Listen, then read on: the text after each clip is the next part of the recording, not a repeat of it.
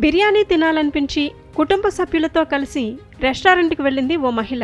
అక్కడ అందరికీ బిర్యానీ ఆర్డర్ చేసింది. కొన్ని నిమిషాల్లోనే వేడివేడి బిర్యానీ వారి ముందు ప్రత్యక్షమైంది. అందరూ హ్యాపీగా బిర్యానీ తిన్నారు. ఈ క్రమంలో ఆ మహిళకు ఓ ఎముక గొంతులో ఇరుక్కుపోయింది. అది బయటకు రాక ఇబ్బంది పడుతుంటే కుటుంబ సభ్యులు ఆమెను ఆస్పత్రికి తీసుకెళ్లారు. అక్కడ వైద్య సిబ్బంది సిటీ స్కాన్ తీయాలని చెప్పారు. అందుకు అంగీకరించని మహిళ ఇంటికి వెళ్లిపోయింది.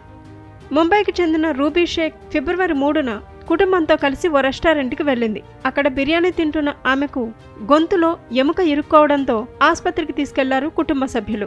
వైద్యులు సిటీ స్కాన్ చేయాలని చెప్పగా వద్దని ఇంటికి వెళ్లిపోయిన రూబీకి 2 రోజుల తర్వాత తీవ్రమైన జ్వరం వచ్చింది. బీపీ కూడా పెరిగిపోయింది. దీంతో మళ్లీ ఆస్పత్రికి వచ్చింది ఆ మహిళ. వైద్యులు ఎక్స్రే, సిటీ స్కాన్ చేశారు.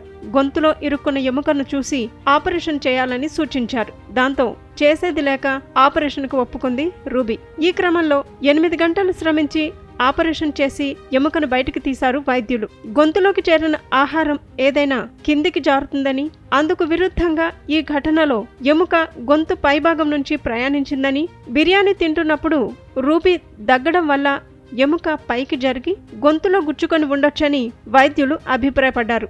ఆపరేషన్కు మొత్తం 8 లక్షలు ఖర్చయిందని రూబీ భర్త చెప్పారు.